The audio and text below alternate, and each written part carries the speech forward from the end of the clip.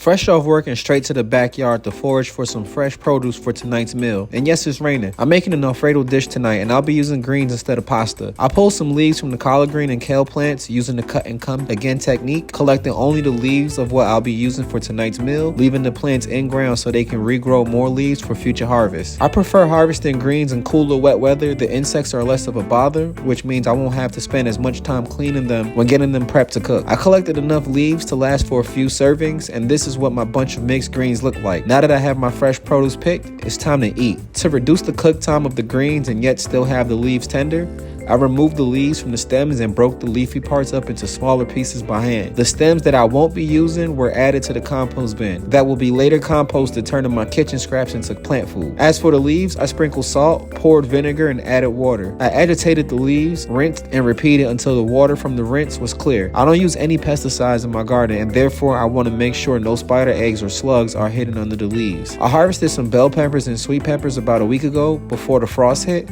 and I'll be adding those to tonight's dish. I rinsed and sliced the peppers. I saved the seeds of the mini sweet peppers to grow that variety again next season. These are all the ingredients that I'll be using for tonight's dish: the bowl of greens, the container of sliced peppers, some cut chicken breast, some seasoning also grown by yours truly, salt, Alfredo sauce, and olive oil. I seasoned the chicken with the 2 thumbs 3-spice seasoning of dry cilantro, spicy, and sweet peppers. I sprinkled salt and drizzled olive oil, then mixed in. Next, I covered the bottom of the pan with olive oil and turned the stove on medium-high heat and cooked the chicken on both sides until brown. Then I removed the chicken. I covered the bottom of the same pan with more olive oil and sauteed the chopped peppers and then added the bowl of greens. I sprinkled salt on the greens along with more of the 2 green thumb seasoning and then added the chicken and then poured in the Alfredo sauce and allowed all ingredients to simmer for about 30 minutes.